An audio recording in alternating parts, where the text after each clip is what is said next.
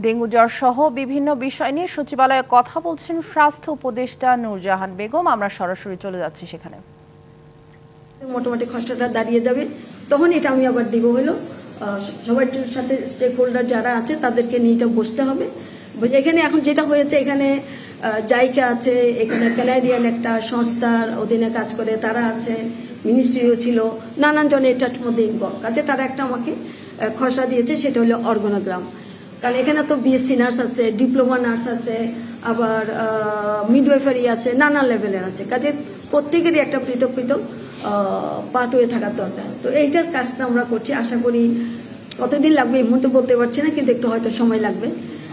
আমার চেষ্টা থাকবে আমরা থাকতে থাকতে যেন কাজটা আমরা করে দিয়ে যেতে পারি।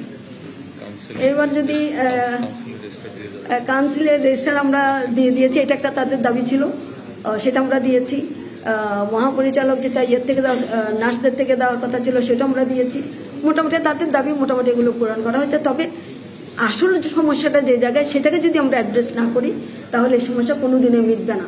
তো এরকম বিভিন্ন জায়গায় আমাদের অনেকগুলো সমস্যা আছে। আমাদের স্বাস্থ্যক্ষেত্রের সমস্যার কথা যদি বলি, আমার এই পর্যন্ত যতটা জায়গায় আমি গেছি, একেবারে গ্রাসরুট থেকে ডিস্ট্রিক্ট লেভেল পর্যন্ত, আর ঢাকা তো আছেই। এখানে আমাদের বড় সমস্যা কোন জায়গায়?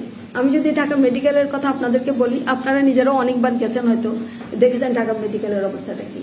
এখানে রোগী রাখার ক্যাপাসিটি হইল 2600, কিন্তু তারা রোগী রাখে 4500 থেকে 5000। সেখানে বেড অনেকেই বেড দিতে পারছে না। টিকিট কাটে কত? 10 টাকা দিয়ে, সবার জন্য 10 টাকার টিকিট।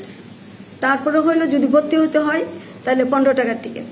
তারপরে যারা নন পেইং বেড, তার তো আর টাকা দিতে হচ্ছে না। যারা পেইং বেড, সেটা 1000 টাকা আর 600 টাকা এরকম আছে।